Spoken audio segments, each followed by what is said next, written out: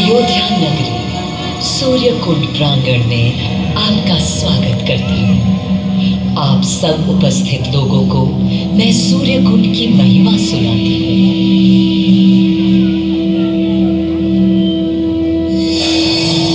भारत की मिट्टी अनेकों दिव्य आत्माओं की जन्मस्थली है, पर आज मैं आपको कथा सुनाऊंगी भगवान विष्णु के उस अवतार की जिनके अवतरण से मैं पावन हो गई सदा सदा के लिए। मां कौशल्या की गोद में जन्म लिया मर्यादा पुरुषोत्तम श्री राम ने अधर्म के नाश के लिए, धर्म की विजय के लिए।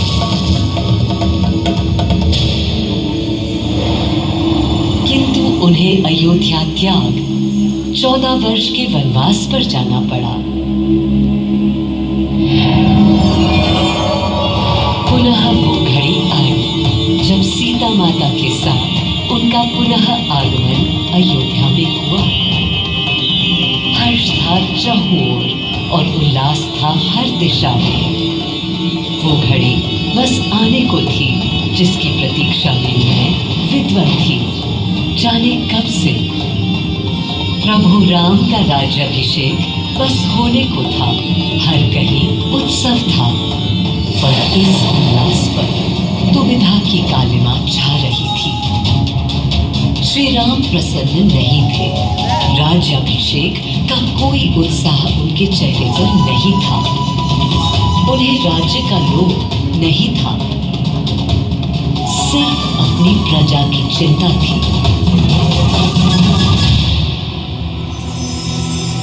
सबके मन में एक ही प्रश्न था, कौन हल कर सकेगा श्री राम की इस दुविधा को, मिटा सकेगा इस अंधकार को? किसके तेज से छट जाएगी ये क्रांति? अरे वही जिसके वंशज हैं श्री राम, जो स्वयं सशरीर धरती पर पधारेंगे श्री राम को राम राज्य समझाने।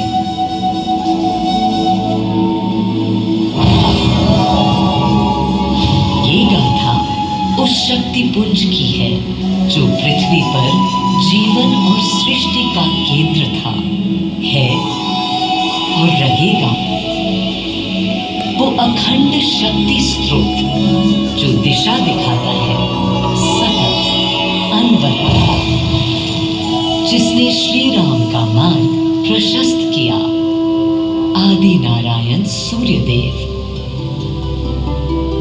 अयोध्या वासियों को भी प्रभु श्री राम की इस दुविधा का आभास होने लगा था। देखा क्या? तुमने देखा क्या? कितने सकुचाई से श्री रघुवीर थे। पद की प्रसन्नता या दर्प निरप होने का ललक या उमंग कोई कुछ भी तो दिखी नहीं। मुकुट सामने रख कितने अधीर थे।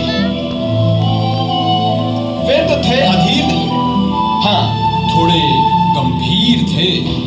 सौम्य मुखमंडल पर निर्बलों की पीड़ा थी, दीनहीन असहाय वंचितों का दर्द था। उनके लिए मुकुट अथवा राज सिंहासन वैभव का लोभ नहीं। अब कैसे सुखी दिखे जब तक सुखी सारे लोग नहीं। तब दिशा निर्देशन के लिए श्री राम ने स्वयं सूर्यदेव का स्मरण किया। श्री राम सूर्यदेव का आह्वान करने लगे। क्लांत मन से उन्होंने अपने पितामह को याद किया। मन असमंजस में था उनका। कर्तव्य की सही दिशा उन्हें सूझ नहीं रही थी। क्या उचित है प्रजा के लिए, उनके लिए, वंश के लिए, धर्म के लिए, शांति के लिए? इसी परामर्श के लिए अंतर्मन से उन्होंने सूर्यदेव को पुकारा।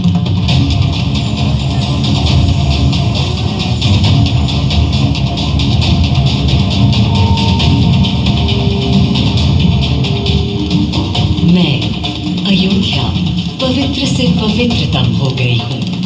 आज स्वयं श्री राम ध्यानरत हैं, मर्यादा पुरुषोत्तम आवाहन कर रहे हैं, उन सकारात्मक शक्तियों का संचार कर रहे हैं जो उन्हें, मुझे और मेरे यानी अयोध्या के हर निवासी को अनंत काल तक सही दिशा दिखाएंगी। संभव है स्वयं सूर्यदेव सशरीर पधारे अयोध्या की धरा पर।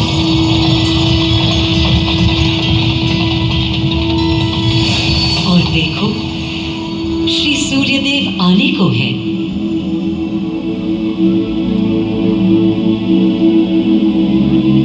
उनकी पहली किरण के स्पर्श से कलियां एक एक कर खिलने लगी। जीवन की कांति हर ओर धीरे धीरे फैलने लगी।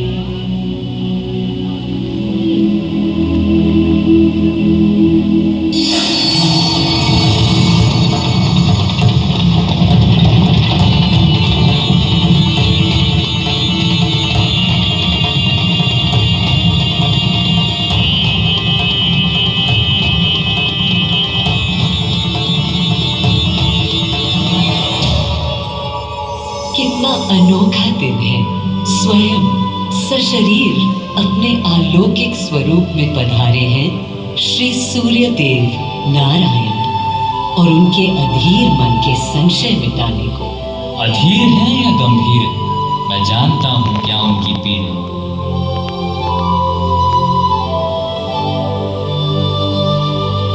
माँ कौशल्या को प्रणाम। कहाँ है राम? अरे भूलूं ये बात कि कौन बड़ा है। आज्ञा हो तो आपके चरण छू। अरे नहीं नहीं, ये क्या करते हैं आदि पुरुष? ऐसा अनुग्रह सर्वथा अनुचित है। राम वंशज हैं आपके, क्यों पाप का भागीदारी बनाते हैं पितामह? पितामह होंगे हम ब्रह्मलोक, अब धरती पर जनलोक में आ गए। आइए चलिए। सूर्यदेव के आगमन पर माँ कौशल्या उन्हें मिली और विनती की कि हे देव, मेरे पुत्र की दुविधा दूर करें, उन्हें राह दिखाएं, ताकि अयोध्या का, पूरे भारत का भविष्य निर्धारित हो सके। आपकी जब पहली किरणें आती हैं तब गोचारण होता, चिड़ियां गाती हैं, लेकिन इन दिनों कितनी उदास है। कारण है उनके राम की एकाग्र साधना और सुदीर्घ उपवास। सिंहासन की ओर चरण धरना नहीं चाहते, धारण नहीं करना चाहते हैं मुकुट। कोई बात, राज्याभिषेक के बाद राज्य जो भी चला, राम राज उसका ही तो कहलाएगा। मैं आ चुका हूं तपस्वी राम। मनस्वी राम, अपने नेत्र खोलो।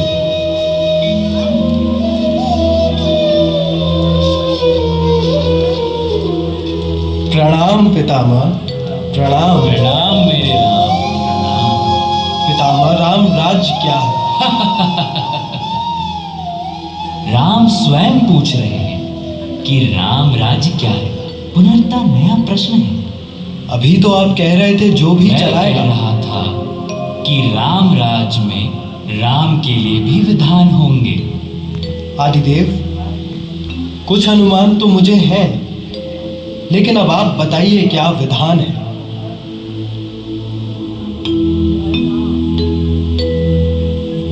राम राज्य आशय कल्याण है, निर्बलतम मानव का त्राण। भय हो ना भीति, मुख्य राम राजनीति जन जन की प्रीति हो। लोक संरक्षण हो, सत का आभास हो, परमानंद प्राप्ति हेतु मंगल उद्भास हो। प्रेम परम तत्व हो, सब में समत्व हो। दैहिक दैविक या भौतिक संतापों की औषधि अचूक राम बाण है। राम राज्य आशय कल्याण है, निर्बलतम मानव का त्राण है। प्रमोदित अपंतव, आस्था का घनत्व, वैभव विशाल, मेघ करे वर्षा और सदा ही सुकाल। दिशाएं सब मस्त हो, जनपद ये स्वस्थ हो। उपद्रव ना ही और ना कोई आतंक हो, कोई नहीं रंग हो, सुख ही सुख निशंक हो, प्रेम योग धर्म मूल्य प्राण, राम राज आशय कल्याण। मां कौशल्या, अभी ये मुकुट मात्र सोने का है। मैं इस मुकुट को राम के साथ सदा उपस्थित होने का बना देता हूं।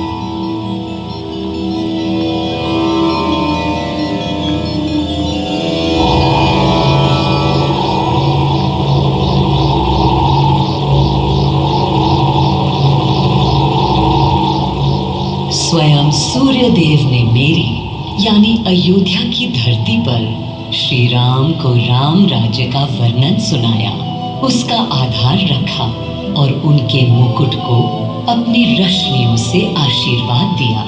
श्री राम के नेतृत्व में हर ओर खुशहाली, प्रेम, शांति और संयम फैला।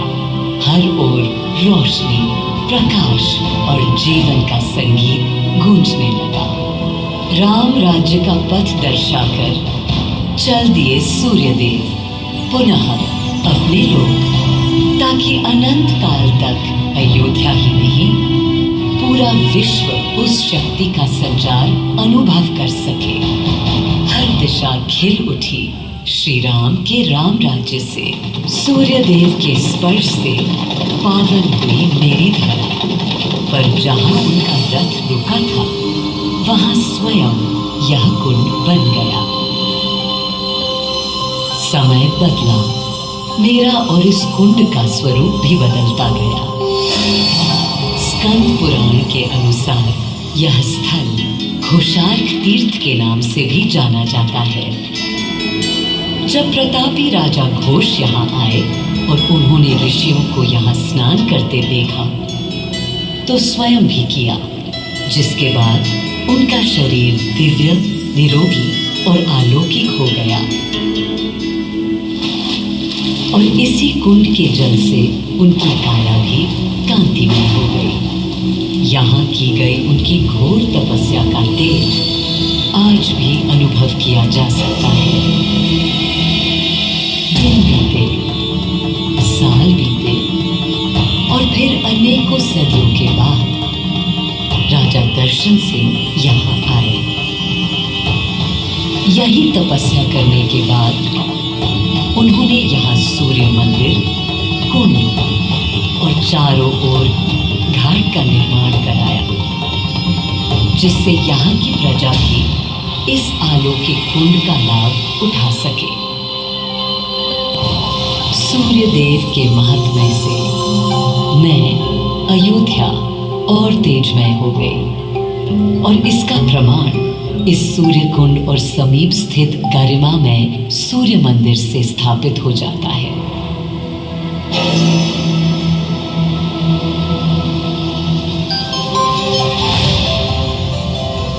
मैं अयोध्या इस हर्ष से भूली नहीं समाती कि मेरी ही धरती पर राम राज्य की आधारशिला रखी गई। आज भी अयोध्या एकता, आस्था और शांति के लिए उदाहरण बनी हुई है।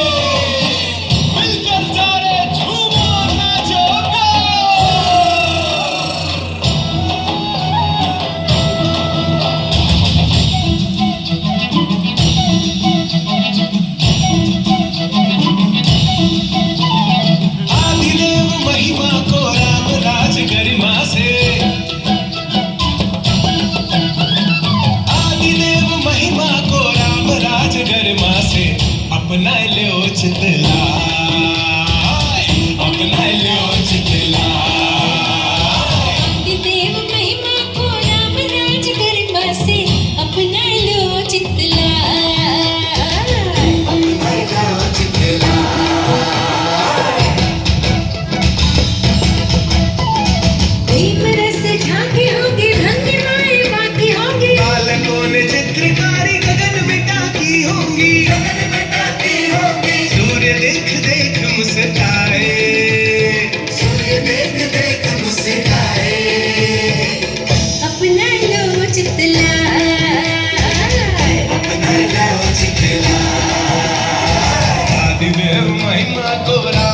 राज गरिमा से अपना लो जितला।